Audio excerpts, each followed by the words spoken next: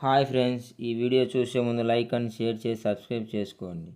ఆంధ్రప్రదేశ్ మహిళలకు good news చెప్పేందుకు AP ప్రభుత్వం సిద్ధమైంది. ఎన్నికల్లో ఇచ్చిన హామీ అయిన ఫ్రీ బస్ జర్నీని త్వరలో అమలు చేసేందుకు సిద్ధమవుతుంది. ఇందుకోసం ఇప్పటికే తెలంగాణ, కర్ణాటక రాష్ట్రాల్లో విధానాలను పరిశీలించింది. ఫ్రీ బస్ జర్నీ పథకం అమలుపై ఆర్టీసీ అధికారులు అధ్యయన నివేదికను సిద్ధం చేశారు. ఉచిత బస్సు ప్రయాణం వల్ల ఏపీఎస్ఆర్టీసీకి నెలకి 250 కోట్ల వరకు భారం పడుతుందని అంచనా వేస్తున్నారు. సీఎం చంద్రబాబు ఆదేశాలపై పథకం అమలు చేస్తున్న తెలంగాణ, కర్ణాటక రాష్ట్రాలకు వెళ్లారు అధికారులు. అక్కడ ఏ బస్సుల్లో ఉచితంగా సదుపాయం కల్పిస్తున్న ప్రభుత్వం నుంచి రీయింబర్స్మెంట్ ఎలా శాతరంశాలపై అధ్యయనం చేశారు. దీనిపై రేపు సీఎం చంద్రబాబు ఏపీఎస్ఆర్టీసీ రవాణా శాఖలపై సమీక్ష నిర్వహించనున్నారు.